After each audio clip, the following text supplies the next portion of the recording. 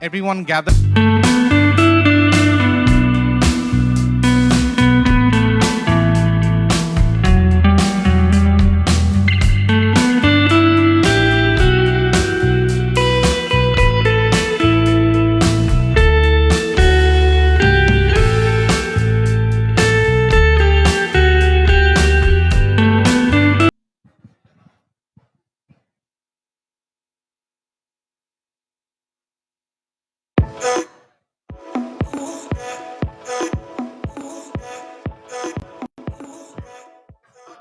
We have to get started, ladies and gentlemen. Please take your seats. Those who are already in the room, please take your seats. We must start.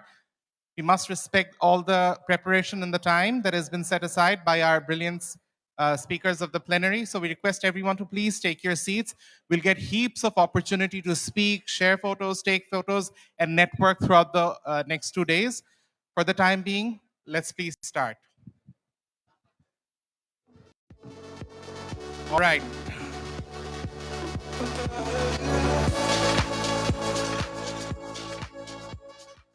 Thank you, ladies and gentlemen, for remaining with us, those who are present here in this brilliant venue, and of course, those joining us across the various social media platforms from the live streams.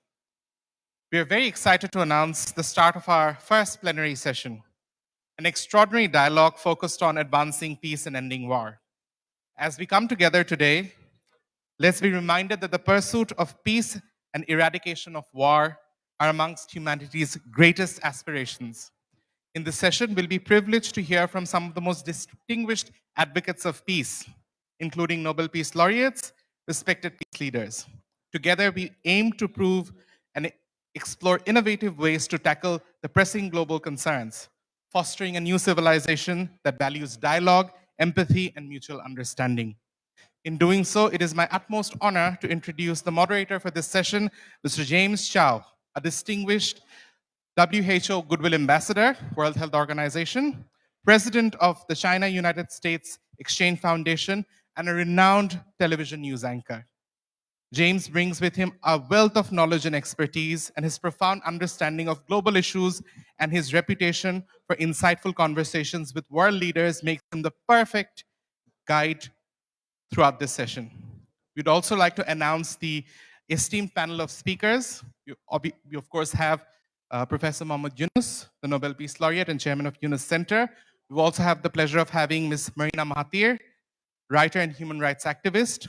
We'll also have a recorded message from Lima Gobbi, the 2011 Nobel Peace Laureate. We've got another very special speaker joining us online, Father Enzo Fortunato, the director and spokesperson for communications from the Holy Covenant of Papal, who will be joining us online. To help Father Enzo, we've got our own colleague and friend Enzo Curcio, Food Coalition Coordinator from the Food and Organization of the United Nations, FAO, to be doing the translation. Just kindly reminding the moderator and all the speakers that our FEND, the timer and bell comes into play from this session. This is only not to create a sense of urgency with anything else, but to give everyone the time to speak. Let's all look forward to this engaging dialogue. Over to you, James, and can I request all the speakers to come to the stage? James and all the speakers, can we have a huge round of applause for them?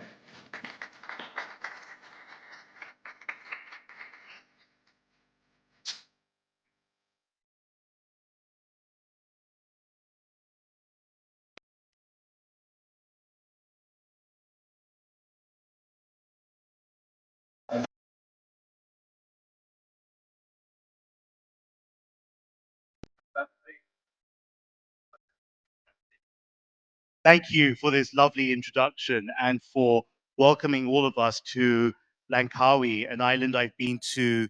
This is only my third time, but it's my first time with Professor Yunus and with the family, as you so beautifully described us. Well, as your family, Professor Yunus, we would like to link between what we heard this morning. I think we can all agree that there's so much still to absorb and reflect on from the different speeches, comments, insights, ideas, which hopefully is going to trigger a nation. And as I was coming in, I saw what you said a number of years ago on the banner, which says, have the imagination, then you can't make better things happen. You can't improve the human condition. You can't realize the 3 0 and on and on and on. So with all these linkages between your teachings, Professor Yunus, because we are here as your students, but also here as an interactive discussion, I want to look more at what we're here to discuss in this first panel, which is ending war and advancing peace. And on this stage, we have 4 peace leaders who, in their own ways, are working through food, through faith, through community, through religion, through global health. Marina and I, that's how we met in the first place. And how are we going to improve humanity so that the opportunities ahead of us are really within reach and really are attainable? So, Professor Yunus, there was so much to think about before your keynote and then your keynote, but I also want to come a little bit to the thought essay that you penned not so long ago, where you said very specifically that we have maybe 50 years, at most 100 years, to take meaningful action before we slide into what Professor Yunus calls a red zone. And once you hit that red zone, any action from that point onwards is going to be meaningless. It's going to be futile. Do you think we have even 50 years to take the action? And if we could take 3, borrowing on your 3 zeros, what would the 3 steps be now to prevent us from sliding into that color zone? Well, yeah. That's the red zone.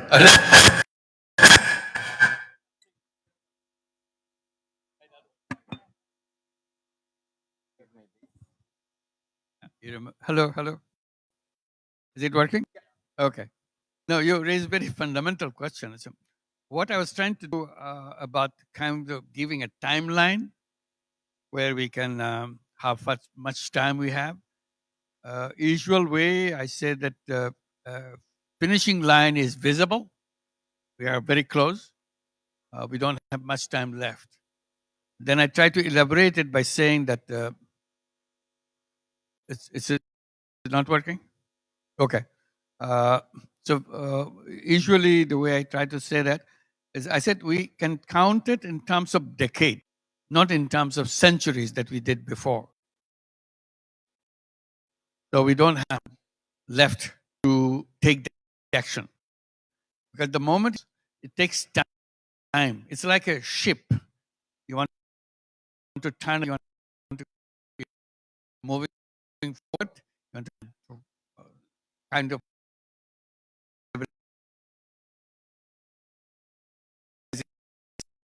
time before we can see the fruits coming. This is giving you a date. Have our finishing line is visible. We have no future for us. So whatever we have to do, we do it now. My emphasis at the work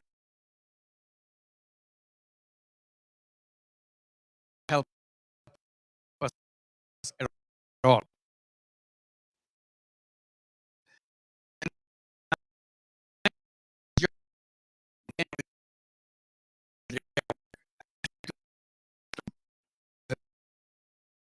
And everything else, it is not just one. Then or how time consuming generation is one. How things were wrong and everything else. Very as you're saying, is prepared so that the generation can have jobs. So job is the key to the existing financial system. I said, job is absolutely wrong path. Job is human beings are all about. So I made all the statements, and there came the idea of social business. That is the whole concept of. So this is creating a machine that make it happen. So this is beyond realization. Is have we make a repair, improve it, and make it work? It will not work. It will not save us at all. So we have to go the fundamental. But that the is everybody has to go and we grow everything. That's not the circular now livelihood, your that, that's the kind of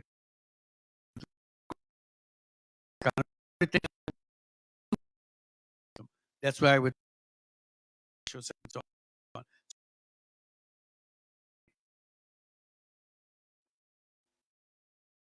Back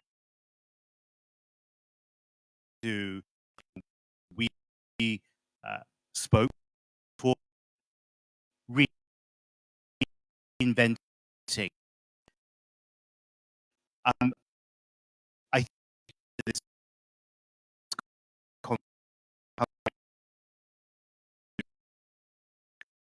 the new system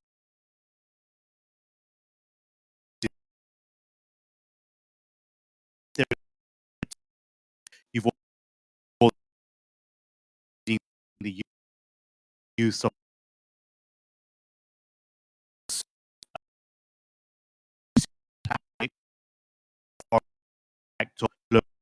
witnessing extreme weather events right around the world today.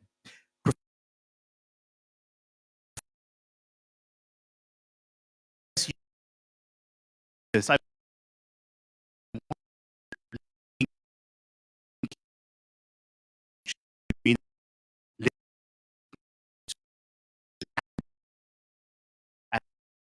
and one thing that I talk one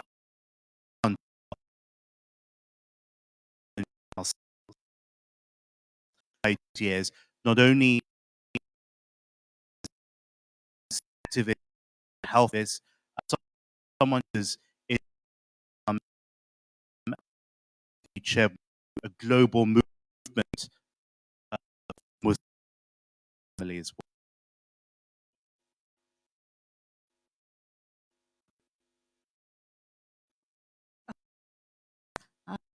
And you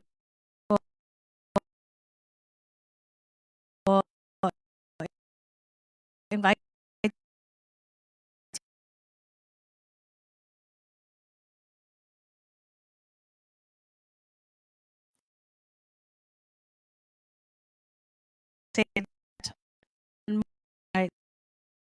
and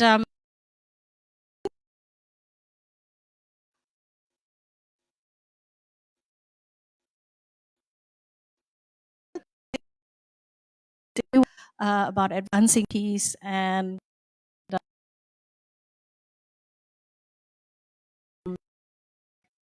just tell you a bit how is that right?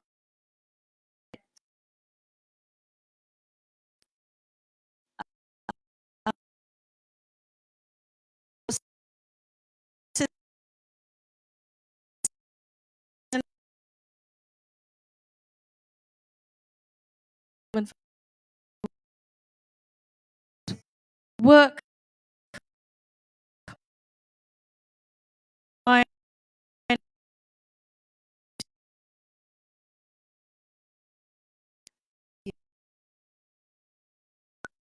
quality because of that we work make quality and a lot of it as you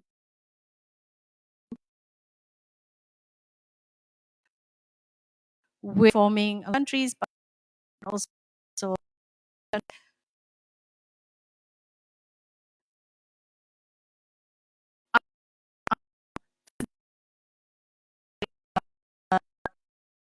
male. So in women not even house or they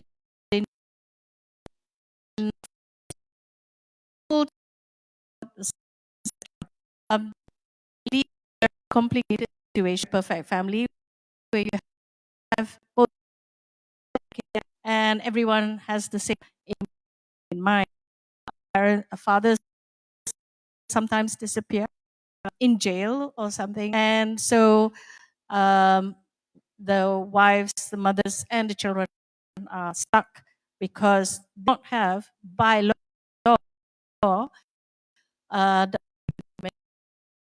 many things.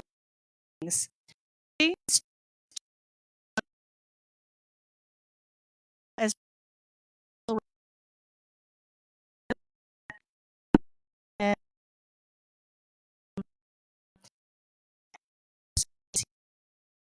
the agency, what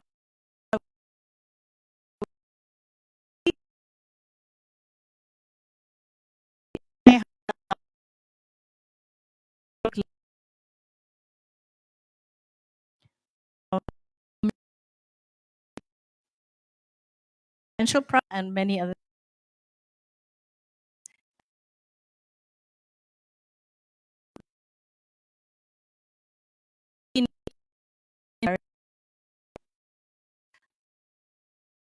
that most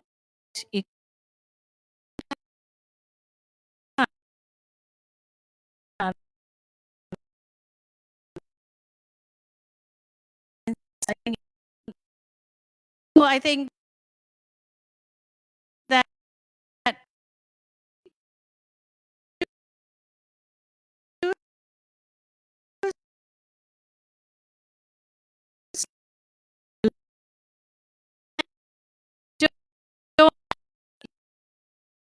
it's very hard to be peaceful. So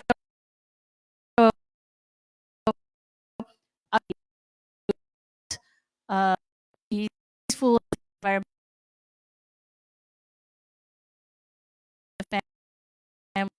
family, society. I think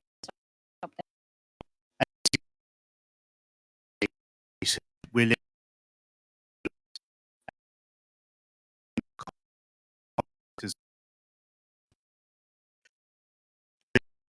together in one. So I think we'll come forward to that to Europe. That Father Enzo Forti has AM and much for your time today. The Franciscan, the former spokesman of the convent, and the papal of Father Enzo. Welcome to our gathering, and everyone here in Langkawi, Malaysia, is delighted that you can be with us. You are one of the key figures in a world meeting on the human document of fraternity. This was a major meeting that took place in June, a month ago. This is one of the signatories to this important. He said,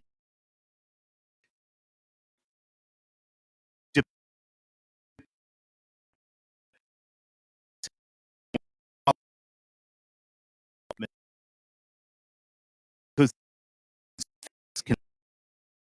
you could start them and to Professor on stage to help with the entire morning. Good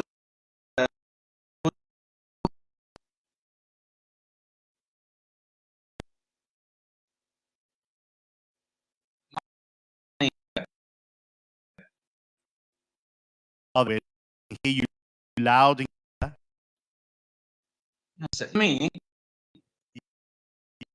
yes. Yes, sì, ti So, I usually to greet the people in when I meet the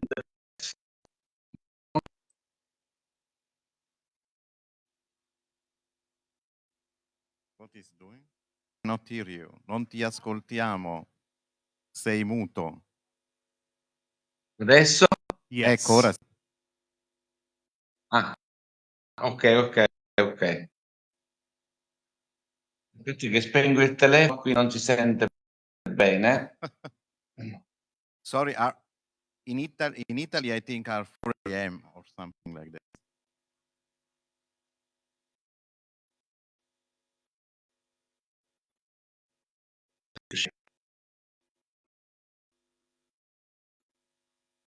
Ok, adesso si sente bene, sì? Yes, non ti vediamo. Quindi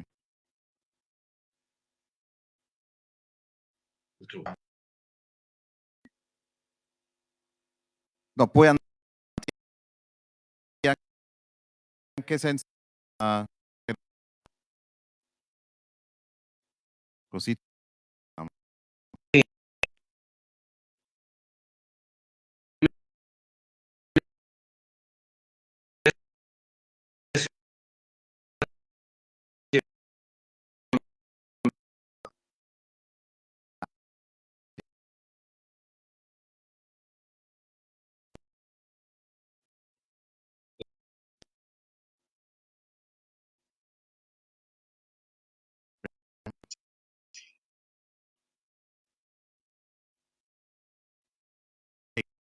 Can we get the picture back?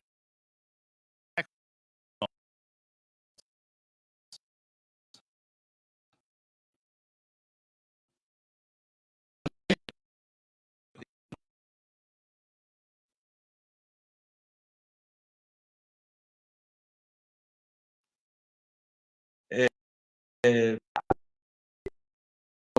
ma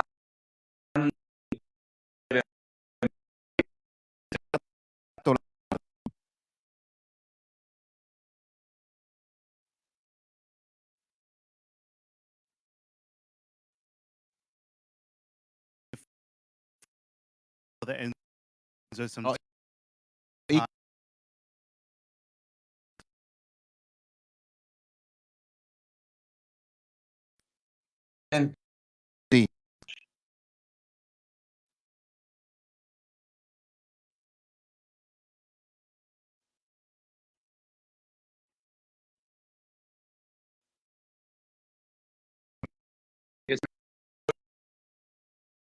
Enzo, mi senti?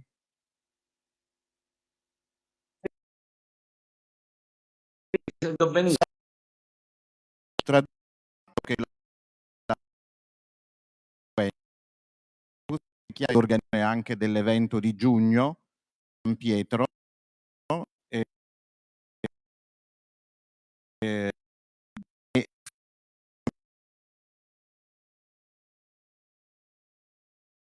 firmato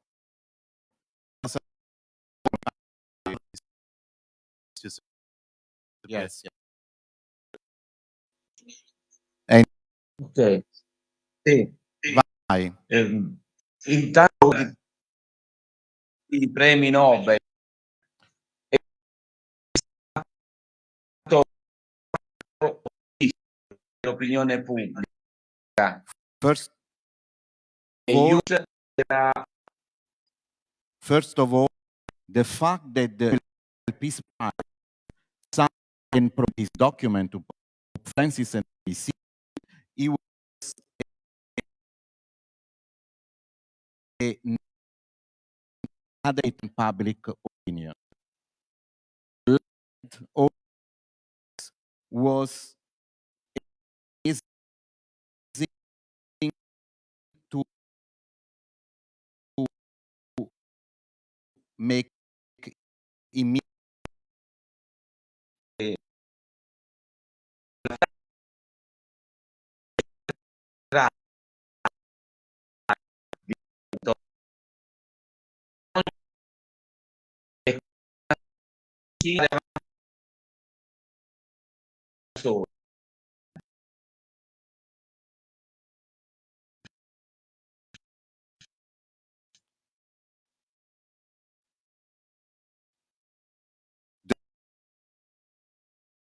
Most crisis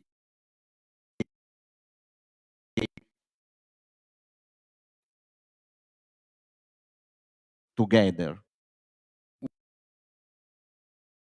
Cannot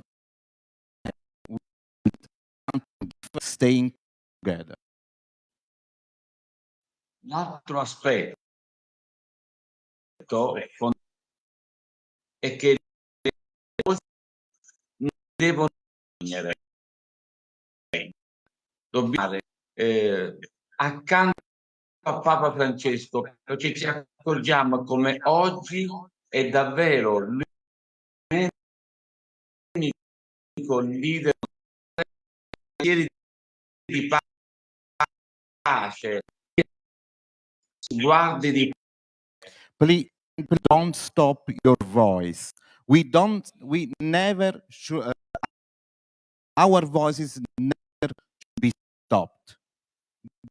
Also from Pope Francis, this but is also the leader currently. Encourage us to don't stop our. This is the second topic of the document.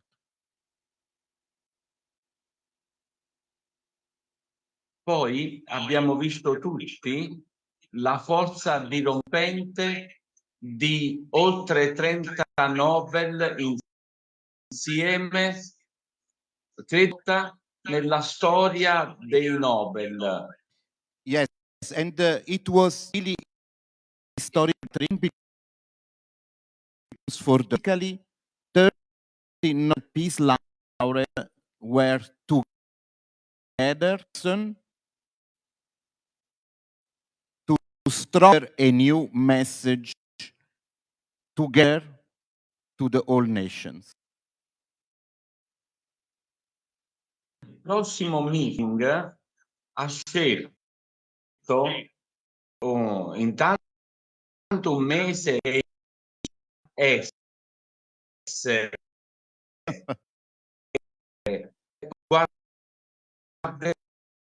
cause principali della mancanza di pace, cioè l'ingiustizia sociale, e l'Africa fosse il continente che più interroga ogni.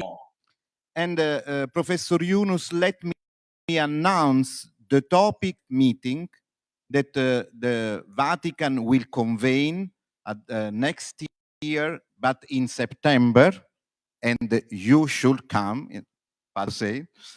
And the topic is social injustice, and with a special focus on African continent.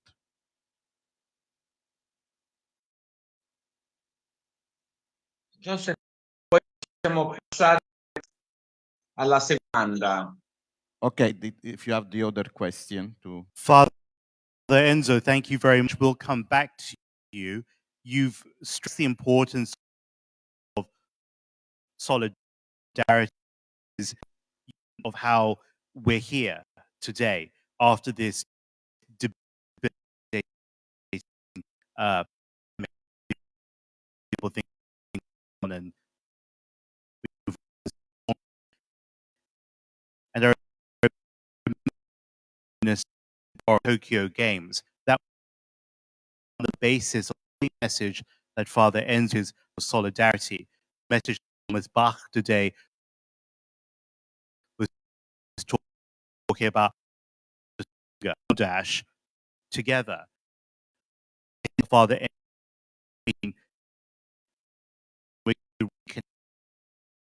him early in the morning. So these messages from faith leaders, from activists, anti-poverty, fourth year day, President Foundation, Africa. Some of you already know her, the Nobel Peace Prize, and 14 years of civil war in Liberia. Did that Muslim Christian in spearheading movement that actually helped end the war. In doing so, he brought peace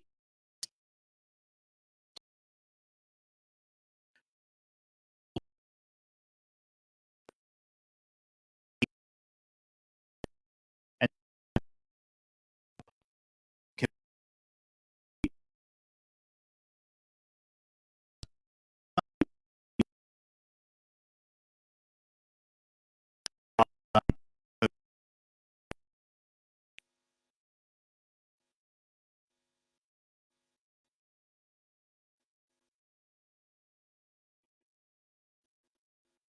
do you have the video?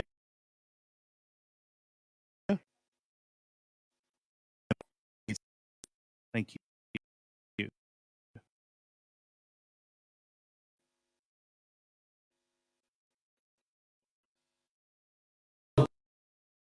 Having Nobel Peace. I really apologize that I'm there to engage.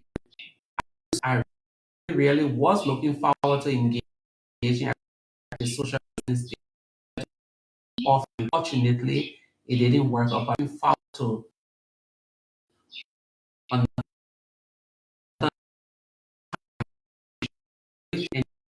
talk about describe it as building.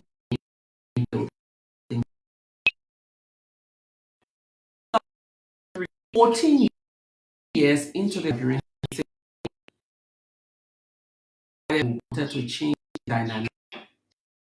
The narrative of guns, men with guns, drug emboldened soldiers, and all of the stories about women was that 65% plus women that were raped and abused during the war. We wanted to do something different for the lives of our children, the future of our children. All we had was thanking God to be alive in the morning or to be alive at night. So we wanted something different. We came together, Christian women, including the Women of Liberia Mass Action for Peace. The campaign had three ultimate goals: unconditional ceasefire, dialogue between the warring parties, and the deployment of an international peacekeeping force.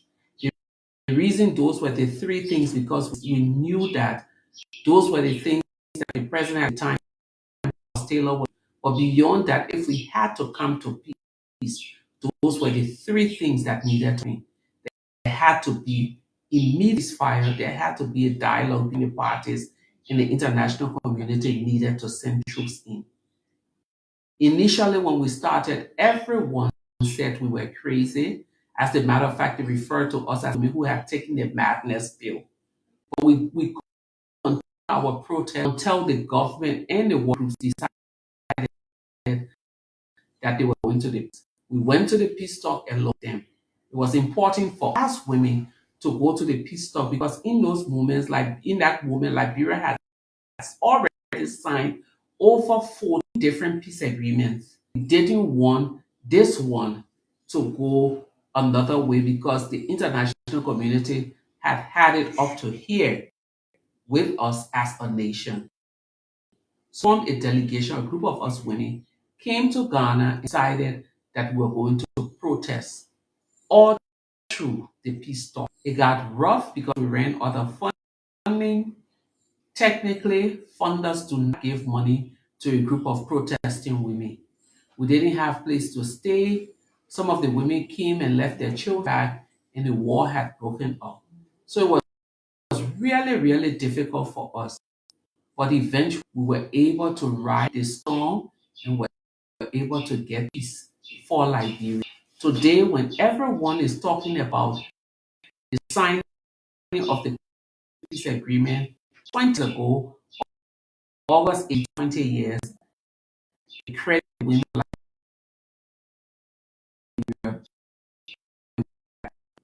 say that it was an easy journey. There were many challenges. A main challenge was our funding gap. Second challenge was trying to build a movement with two different groups, religious groups. The beauty of our work was that we understood that beyond how beyond our status, beyond our political, we had one thing in common, and that was our humanity winning. The question we consistently ask each other: does the bullet know a Christian from a Muslim? At the end of the war, we decided that we're going to the agreement, which is something that most people do not do. They demystify everything and said bench. The reason we wanted to do it was because not real. For 200 pages of peace and peace building, we took the document, 80 women in a room, and took it apart, set benchmarks, and sent it out into all the different communities. If you don't see this happening, you have to. If you don't see this happening, you have to remain implementation of this agreement. When the time came for education, we stepped and did the work that we had to do. When elections came, we had already registered 50 plus one more women than men. At the end of the day, we got President Ellen Johnson as Africa's first female president elected. Was it a coincidence or did we plan it? No. But one of the lessons we learned is that when women are engaged in any nation building process, there's it that they are leftists. We always see and hear, oh, women should not be involved in that.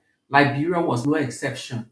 We gained our independence in 1847. It wasn't until the 1950s that women property owners were allowed to vote. So from 1950 up until the women always saw politics and anything around politics, the people's thing, many male thing, they needed not to be involved. Our movement for peace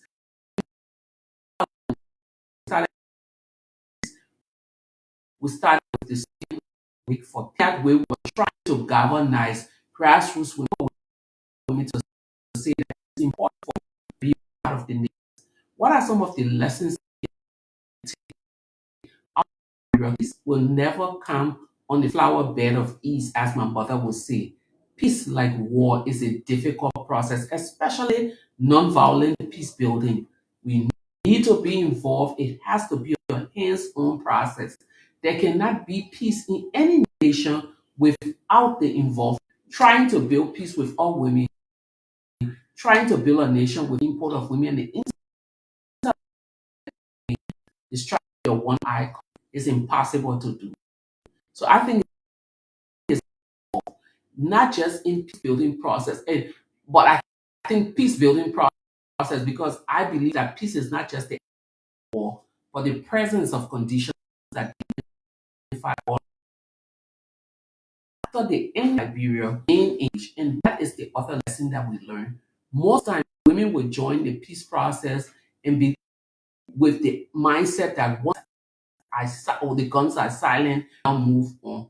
In most communities, once the women take their hand off that process, the process goes violent. Learning is to remain engaged every step of the way in the implementation of the peace building process. If you look at our world today, we're really at a need all hands, calling everyone. Abuses, talking actions, taking over understand what it means for our humanity and for the future of our children. So democracy is lost. We see in our countries across the world that tyrants are now taking over. What can we do? How can we do this? There's no way we can rely on one gender in the world. I believe, like the women of Liberia, like women in other parts of the world are working, it is important for each and every one of us to get processes that our countries and the world is confronted with. I think it's important for women's voices to be in all of the discourse. It's important for women's intelligence to be sorted after, for women to be in the political processes in their country, and for them to be seen as leaders. Today, I believe there's no way we can have a great world, a better world, a peaceful world without women. Thank you.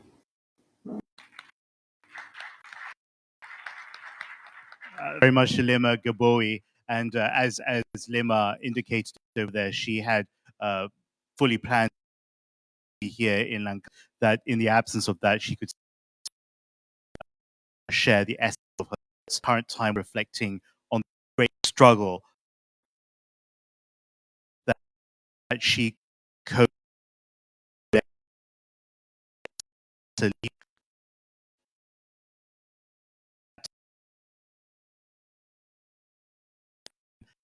as their first president, first woman president. You know, Marie, I was very taken by how much you were and when you speak. Um, yours, Asia, thousands of miles away from Africa, but obviously read his name.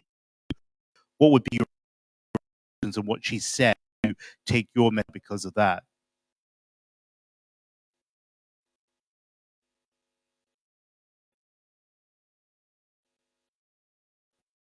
Mrs. Gabowi, everything she said was just resonating with me, 100% of the time. She's a real hero. Um, it just shows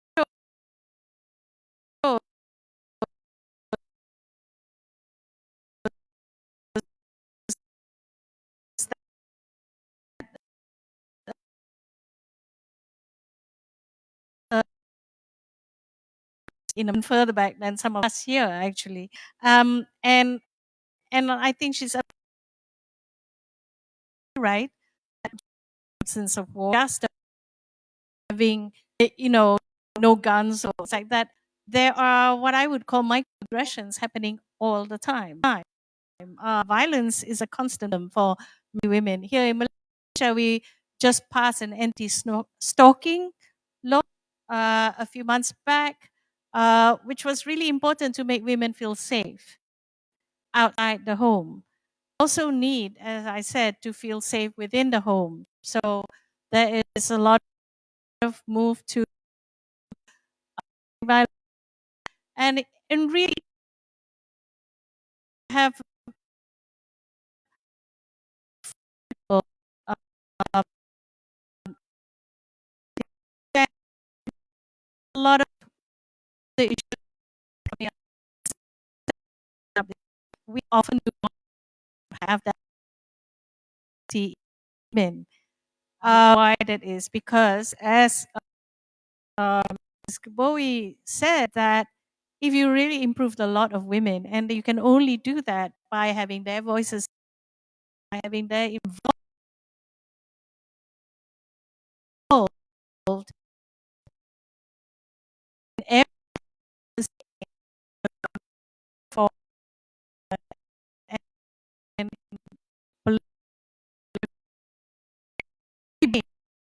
everybody gains. Zero sum game. If we win something, then we do society, and peace, society, and every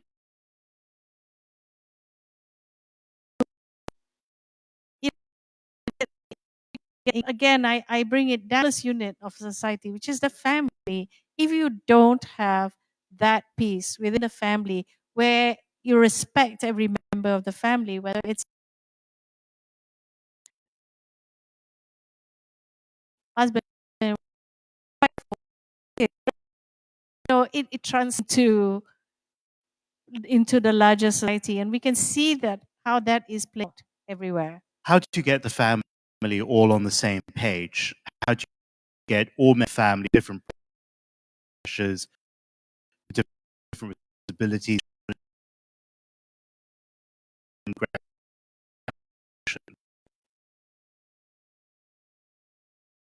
It's not building in the family. It's not easy.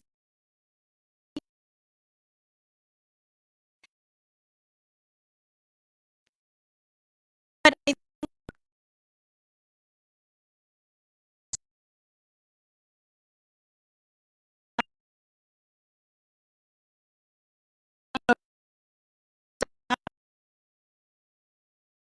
to respect another. It's a religion. You have to learn to respect the other. It's a part of you, and I think it has to start there. It's not an easy project. People who have power are not keen to let go of it ever. But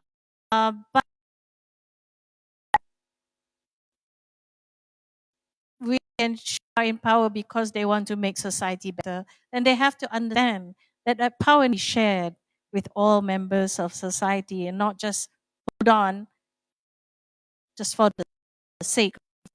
Professor Yunus, may I come back to talk about I what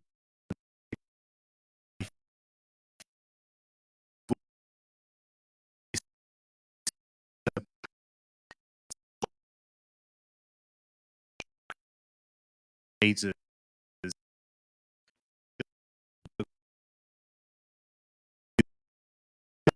people and open up opportunities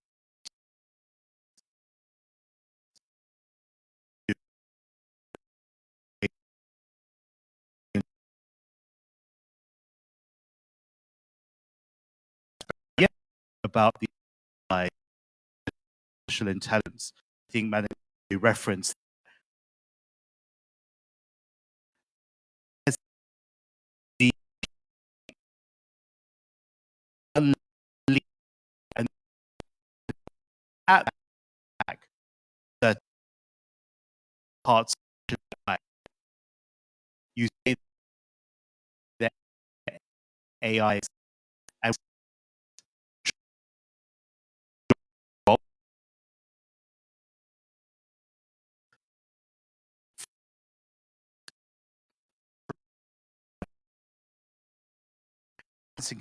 excited and draw technology using it response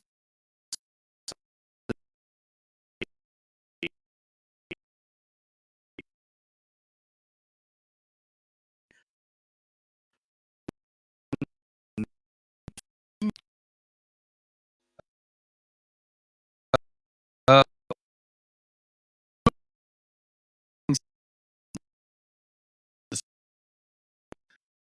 with the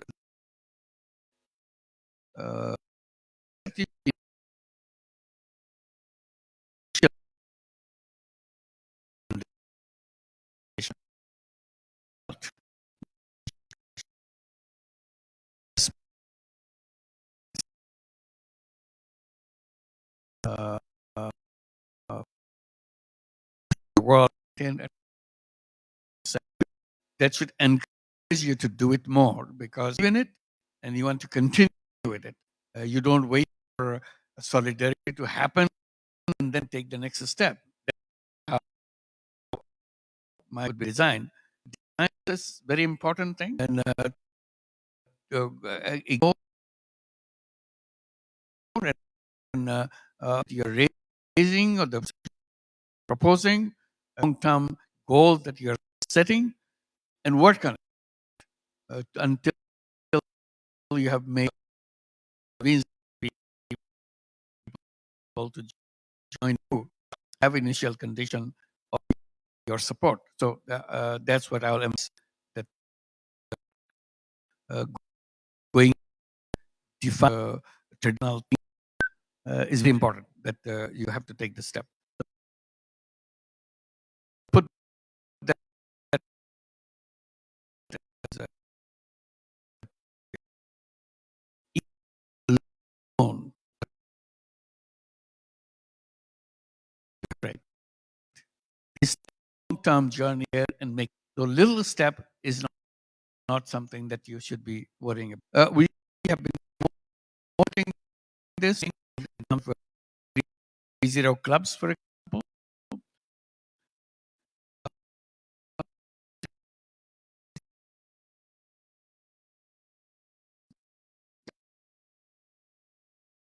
But we did in your life, you have defined based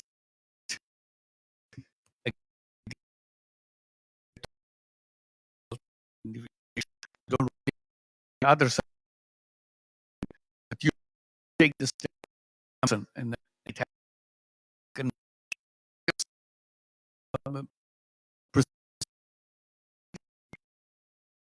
from 0 with person.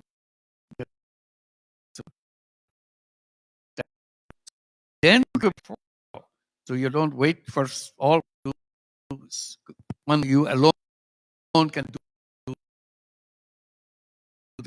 that in work. And the technology always in technology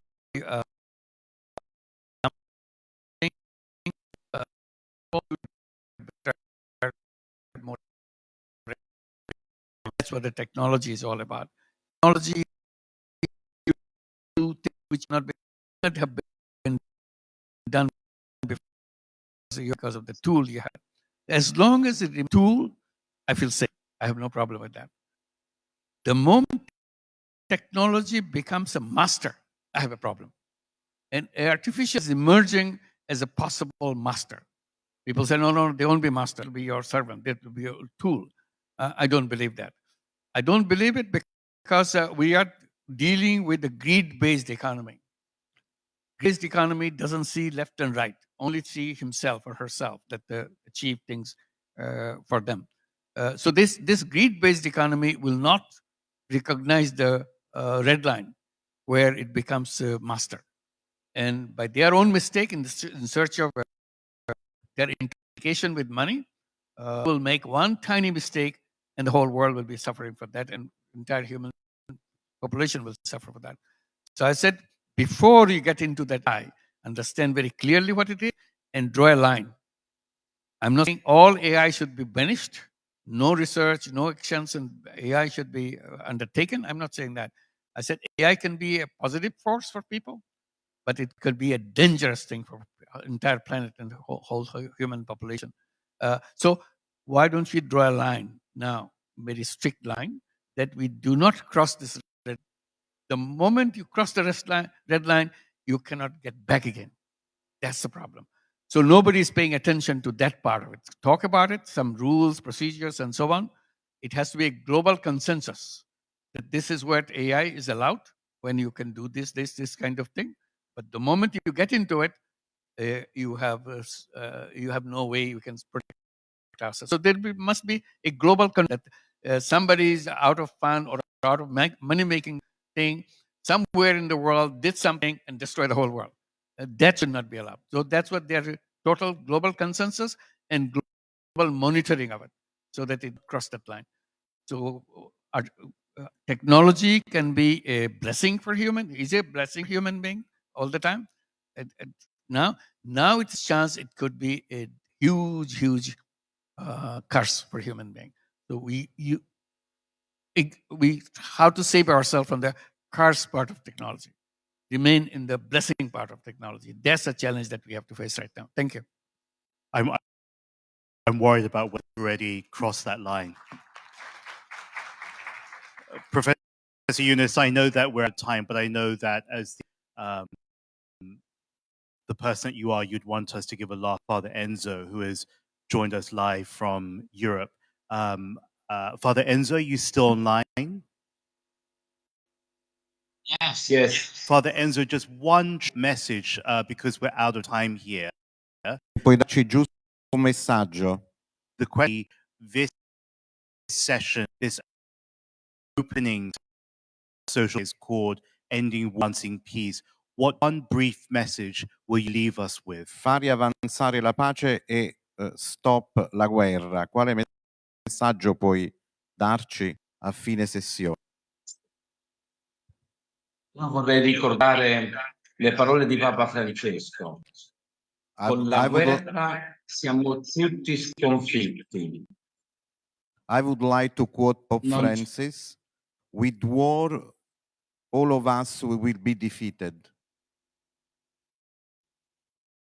Non c'è dolore o un vinto, quanto una disfatta collettiva. There is no winners. There will be only a collective defeat.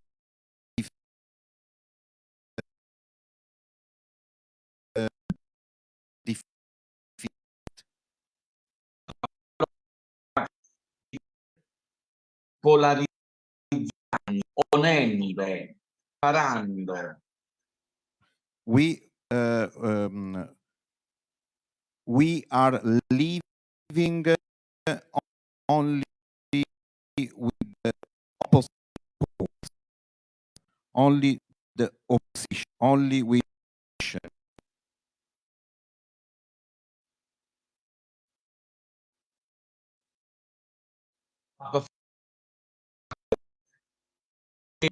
but Pope Francis bisogna di fare in modo di avere un fine ed essere mediatori nei conflitti, non lavorare, polarizzare, ma lavorare per pace.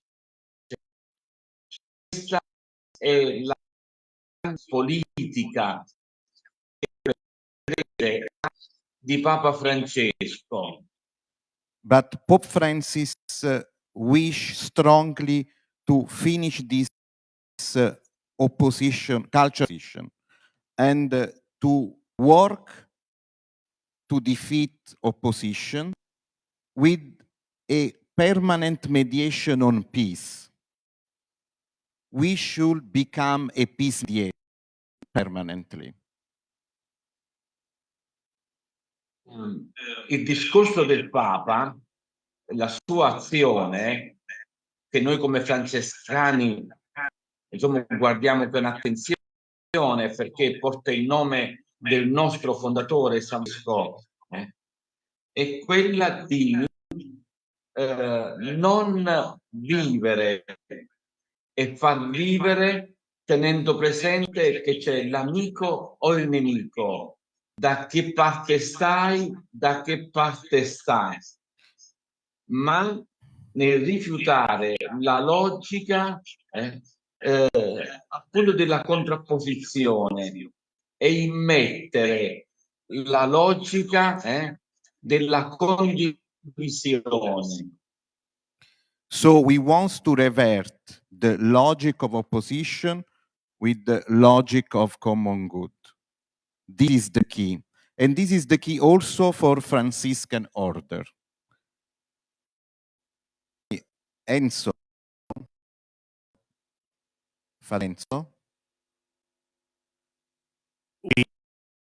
We thank Father Enzo here today and for sharing that message. Volevo anche sul finale? Volevi annunciare? Nostre le parole di San Francesco. Fa di me, fa di te uno strumento della pace. Please. E poi Papa Francesco ci ho preso ad e se tu mi vuoi dire un pensiero pensiero che gli porti i tuoi saluti. Professor Yunus, I would like to announce I was in Oxford until yesterday night. I believe the Pope Francis wants to meet me today. So, and I would like to convey to Pope Francis the message I can deliver to Pope Francis today.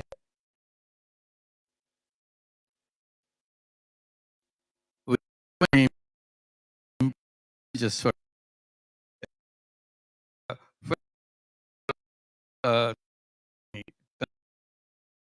concept of this is not a tenable economic framework. So the economy in a different recognize the idea of social business and through fits into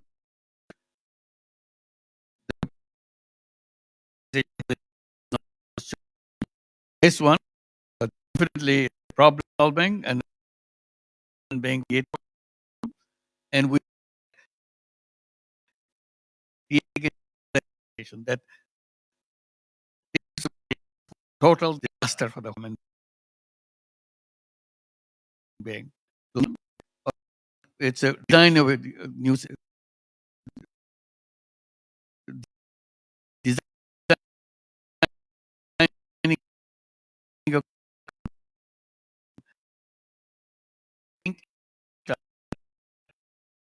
because so we have to go to the you can pay and maybe up we can discuss. Okay, I think that kindly convey that Father Enzo by WhatsApp. Father Enzo, of course, to host Professor Muhammad Yunus for bringing us together on this stage, and also to Marina Mahathir for coloring so much of our imagination on the moral stewardship that will have to go towards achieving trust and peace. Thank you very much. If we could please ask the speakers to come to the front of the stage for a photo opportunity. Thank you very much. Ladies and gentlemen, let's have a huge round of applause for this brilliant plenary session.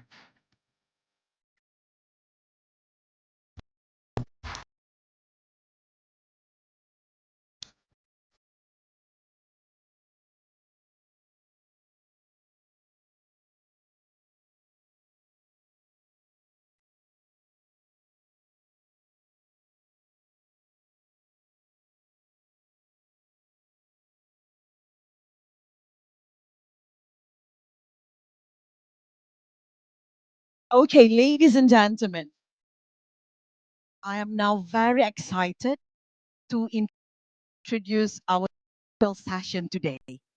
A journey exploring the remarkable story of the 3-0 Club initiative and its inspiring global impact. We'll delve into an engaging conversation between Professor Muhammad Yunus and two passionate members of the 3 clubs celebrating exceptional work and exciting global growth. Leading us through this special session, please introduce our esteemed moderator, Azib M. Islam. In social business, Azib is the managing director, CEO of the 3Z Global Center, and a trustee. With his rich experience supporting social businesses, his leadership at 3Z Global Center, Shazib is perfectly positioned to illuminate this exciting exploration of the 3-0 Club initiative. Additionally, as an Obama scholar and founder of multiple social business ventures, his unique insight and expertise promise to offer a truly enriching perspective on the transformative power of social entrepreneurship. Our distinguished moderator, Shazib M. Khairul Islam will call all speakers to the stage. Over to you, Shazib. Thank you so much. Sorry, it's good to be back at the stage of Social Business Day, but it was a lot of adjectives. But for the next 20 minutes or so, we are really going to meet some of our friends who are not building large businesses or changing the world um, in 1 week, 1 month, 1 year. But what they really do is they take. Years ago, I was invited by my friend to join a conference called Social Business Day in Dhaka. I just went there in a hotel to have good food and make some friends. For the whole day, I just wondered what I was doing at campus. But while it was about to end, Professor Yunus was on stage and he said something which completely changed my mind. He said, our generation of young people was the most powerful generation in the history of mankind. And why? Because we had the power of technology. And we think these small actions taken by all the 30 Club members together one day can really become a powerful force. And I am nobody to really talk about all the actions that they take. I want you all to meet them. And we start with a small video. Can we have the video first?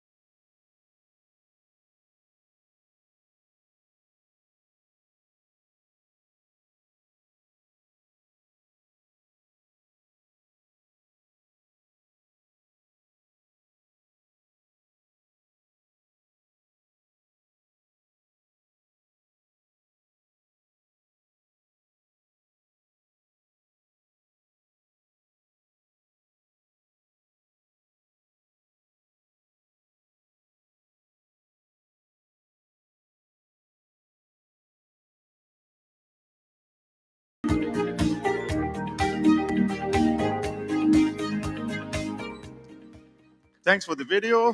And exactly 2 years ago, during Social Business Day, I think in a similar setting, after an online plenary, we had the opportunity to launch the 30 Club initiative. And with, I would say, very little preparations. But what we have seen in the last 2 years is this is slowly really becoming a movement, and how it started, where we are, what Young really going to explore this in the next 16 minutes or so. And to do so, let me invite Professor Muhammad Yunus back on stage. And we are also going to join by Khadija Mohammed. She's a student at Al-Bukhari International University. We had numerous Zoom calls. It's the first time I see her in person. We also Amaila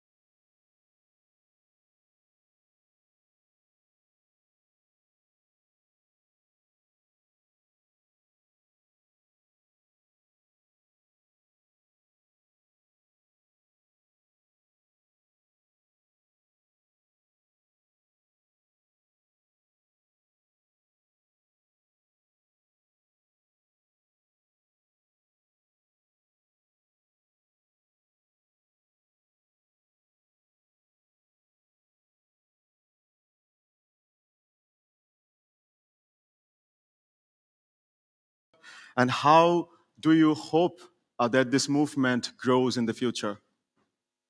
Thank you.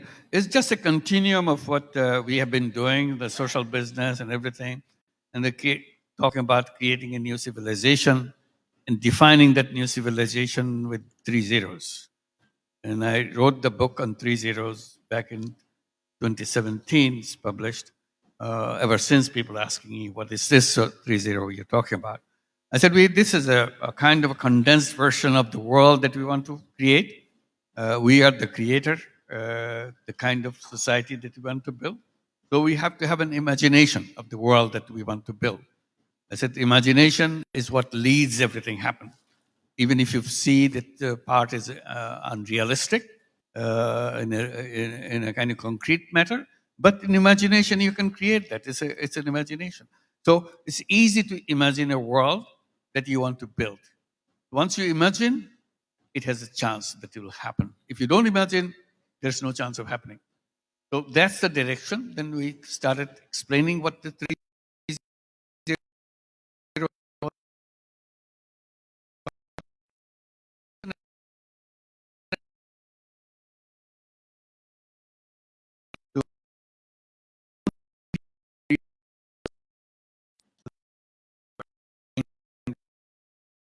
generations. They are the most powerful generation. They have to some task for themselves, assigned to themselves. I said, creating this 3-0 world is their assignment. That's what they should do. In order to do that, I want to bring it down to small group of 5 people. 5 young people get together, create a 3-0 club. Bring it to their task in an individual way. They decide that I will not contribute in my personal way in contributing to global warming. Whatever I'm doing, I'm always checking. I'm contributing to global warming. I'm a responsible person. I'm not responsible for everybody else is responsible. But I'm will not contribute to wealth concentration and what I must do in order to say that I have no contribution to wealth concentration. How do we make sure I have no contribution to wealth unemployment? And what am I doing now which contributes to unemployment? So those are the issues raised. Then I started taking action. Finally, I'd say, okay, I have done small steps and gradually come to a point do not contribute to any of these three major problems of the world. So I become a 3-0 person. I can now give it a concrete shape, 3-0 person. So person, that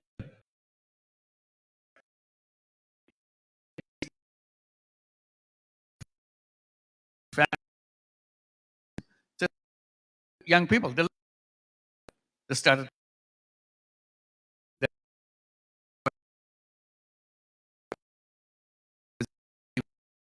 we announced. Yeah. Thank you so much for sharing. And can we also really appreciate all these people who are supporting 3-0 Club members? With 84 3Z support persons, unfortunately,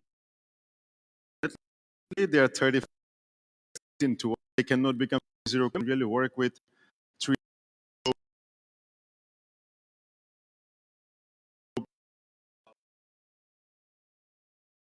Club.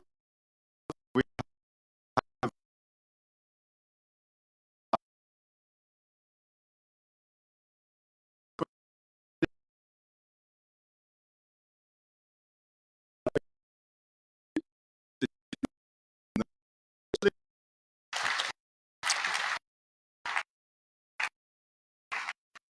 who are really taking actions. I would like to start with you, Khadija. You are from Tanzania.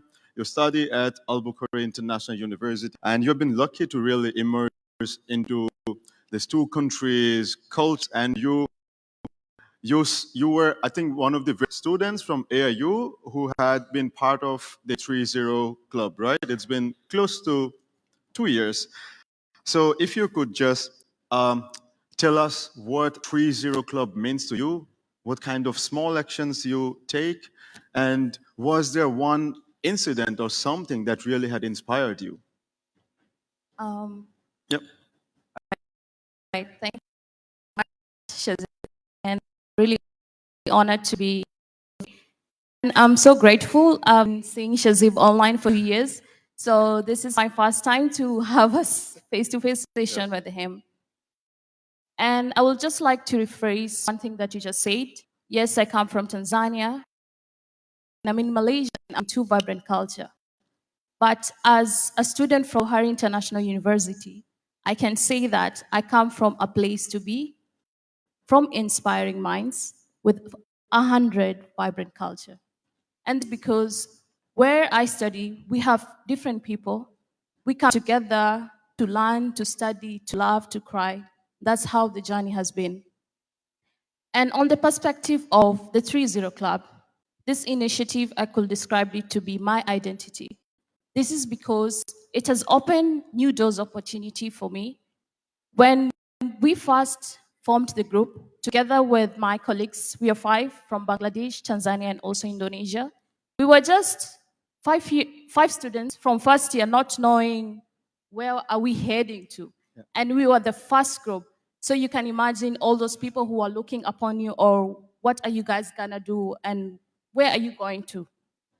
But looking on the concept of 30 Club itself, it was just a call to action for us, because we came together as a group of different students to come up with the solution for the most on the pressing issues that we are facing right now. Class duration for this, we have been made small big stage at that time. But proudly enough, in my university now we have 20.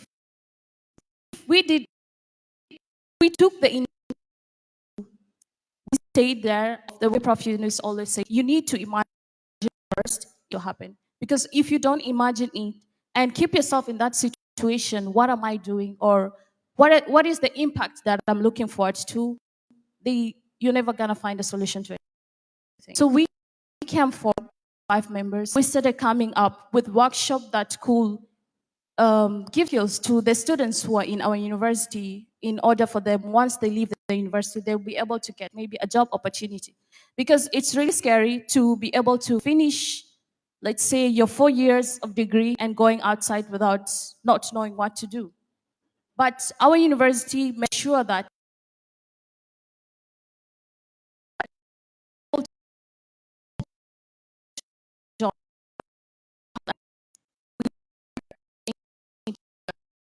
problems, to know the problems and come with it. So I can say it is what truly inspired me, the concept of what is the 30 Club? What does it the young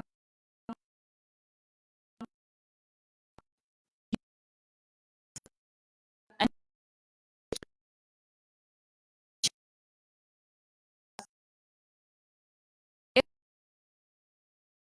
able I wrong. So when we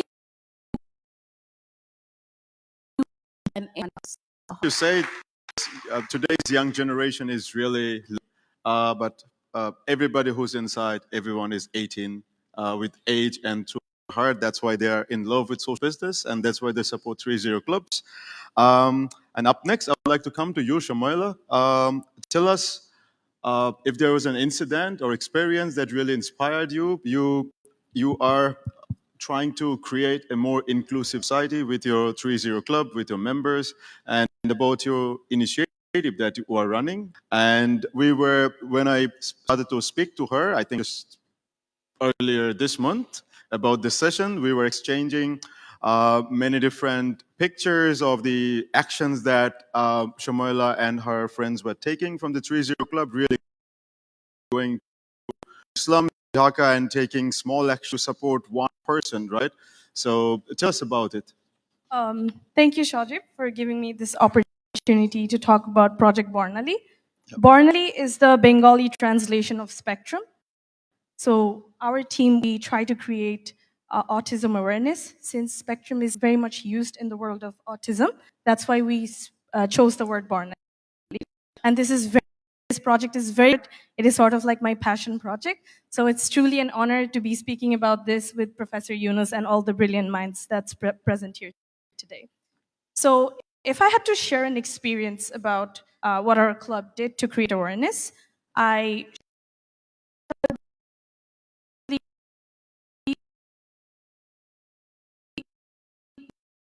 of context. Project Bornally is to create empathy along with awareness about autism and other physical disabilities. Because growing up, I personally experienced a great lack of empathy in our society for people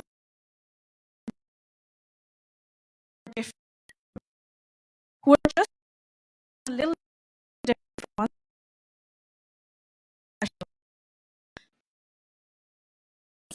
Growing about what the society, I would simply just, people have not been to him. People have not accepted that he is different, and he had a tough life growing up. So that's why the focus of our Project Bornally is to create empathy. So last month, our team, we went to different slums of Dhaka city, tried to locate impoverished family with autism or other physical, listen to their story, give them financial aid, and put the disability allowance from the government, because a lot of times there's a broker who this money gets and do not go to their hands. So we had an initiative to go and track these families and ensure that they fill out their paperwork by our team. We ourselves fill out their paperwork.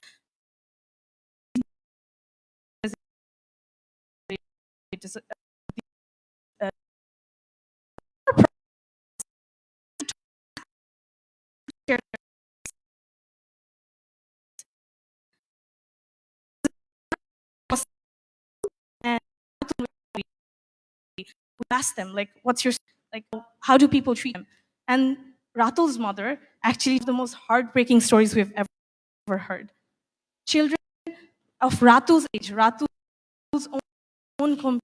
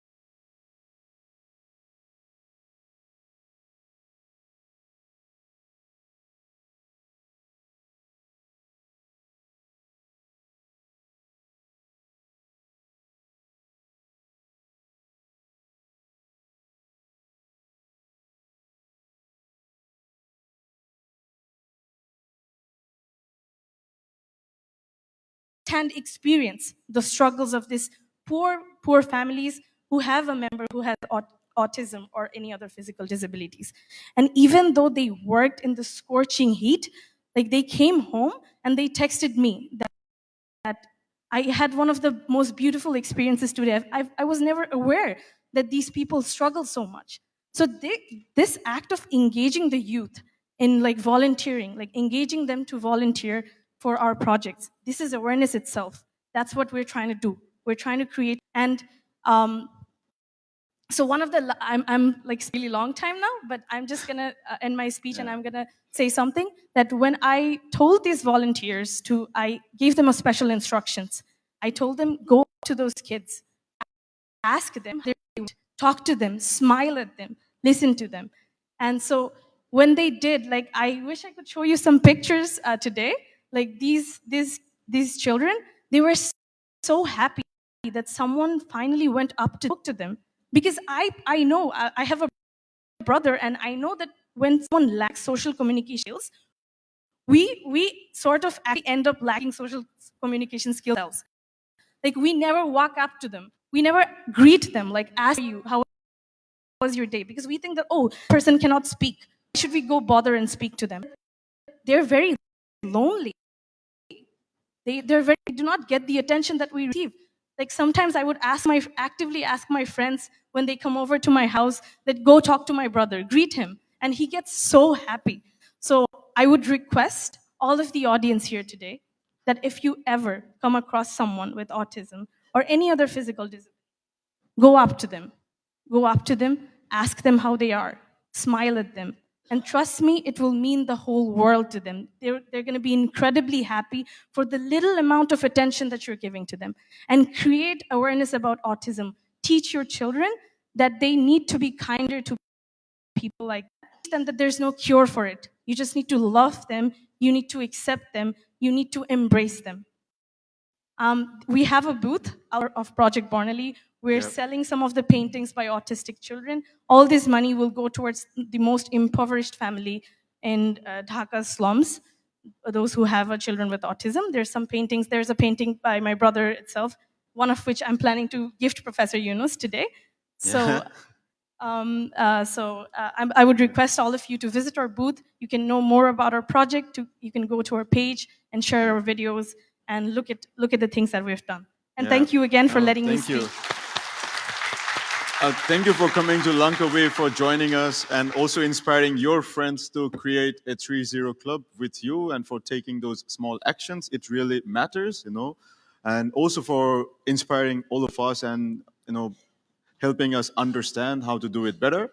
And Khadija, many exchanges also with Professor Yunus, but online. He's here. Do you give him a question?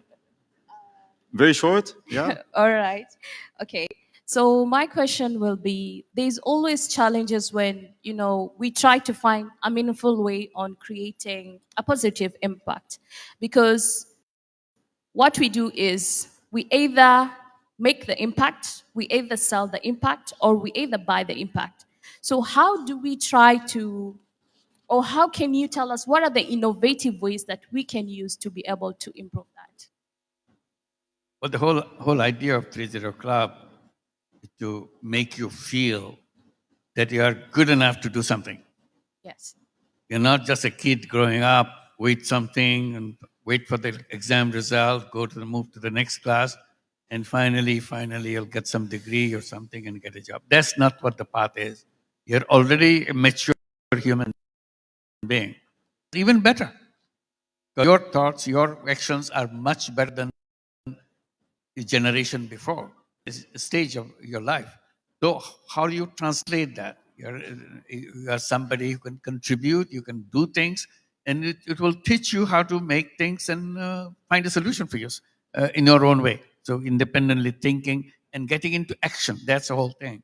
That's why all actions are very important from our perspective. I'm very happy that you got into it. And what we do, we try to link you up with the other clubs. So it's not alone. Oh, we could have done better. So why don't we do something like that? That's the whole thing. I was just telling you with everybody else. You said about 1,300 clubs already? So you have 1,300 clubs already. You have all this access. You can talk to each other no matter which side of the world he or she is. You can reach out to the person, what they are doing, and so on. So that's very important. While I have the microphone, I would like to mention that Nepal, in the number of 3-0 clubs, So let's give a big applause. Yeah. That's a fantastic. And they have some very successful 30 Club support person. Yep. Would you please introduce the support person in Nepal, in India? They are here. Bishwajit is here, and others are Yeah, here. of course. Kamal? I think from Nepal, we have our friends. Mr. Shankar Manswesta is here. We have Jivan Vikas. Yeah, do we have friends from there? Yeah, can we? Yeah, thank you. And most of the cases we exchange on WhatsApp in the mountains, wherever, villages, people are doing small actions, planting trees or blood donation campaign, those kind of stuff. Yeah, and we, From India, Bishwajit. Tada, are you here? Yeah, you are here. Yeah, he is here. Let's give a big applause Yeah. for Bishwajit. Fantastic work Yeah. done. And We- others. We have and, Suresh and his and friends. Suresh, say, please, Suresh, Yeah, will you please we're- stand up? Wow, Yeah, he's yeah. right there. Big applause for Suresh. They play a very major role. They go to young people, discuss things that we're talking about, inspire them to create 30 clubs, get connected with our 30 clubs. In Bangladesh, we have Kamal. Yeah. Who else? Yeah, Kamal Kamal. bhai, where are you? I Yeah, don't at the see- back. Yeah. Okay, give big applause for Kamal. So each one, they have created some 10 social 30 clubs, some 15 30 clubs. What's the maximum? Maximum is in Nepal. In, how many per person? Anyway, what the Anyway, largest number? 20, 30 clubs. Yeah, yeah. They No, initiate. just They Kamal bhai devote, has helped get they 50 devote plus. a lot of their time among these people, Yeah. and connecting them with each other. These are all voluntary work, and they take it upon themselves wherever they go, explain what this is all about it, and building up the new generation. That's the whole idea. Build up the new generation. After all, world them. This is their future that we are talking about. Yeah. Older generation, their future is blocked anyway. It's gone, finished. It's the younger generation who has to make sure this planet exists by the time they grow up. They have to build a place, enjoyable place for them, full place for them. That's what the person, the support person, 30 Club support person are doing. We want to thank you for playing this role. It inspires everybody around the world. Thank you. Yeah, Professor Yunus, yep. Please, huge round of applause for them. So the highest number is 201 clubs supported by one person. So this is a surprise because we announced it 2 days later at the 30 Club convention because we have the 30 Club awards. But this person is from India. Yeah, it's a secret now, yeah. All right, so I really want to thank all of you for joining us here and for talking about the clubs. We have representatives of 12 30 clubs here. Wherever you are, please talk to our friends, ask for help if you need any kinds of support. We also have a 30 club booth. We have the if you need more information, you can always find me, my colleagues, and anyone who's really involved. And we should continue this conversation and to see what we really report back in the next social business day. So Professor Yunus, so much for joining. Shazib represents the 30 Club. Yep. So he's the key to all connecting people, clubs all around the world. So go to him or go to his website and he will help you to do whatever you want to do. It's your decision, it's your work. But if you wanted some information, some connections with another global social business, 30 clubs, he will be the right person. His global center will help you achieve those objectives that you have. Thank you very much. All right, thank you. Thank you very much, ladies and gentlemen. Could we have a huge round of applause and wish the 30 Club movement all the best? If we can have all the speakers yeah, on can we take stage a picture? for a photo opportunity. All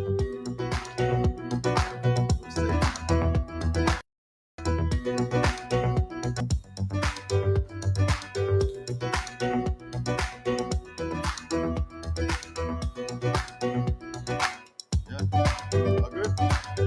Thank you very much. Once again, a huge round of applause for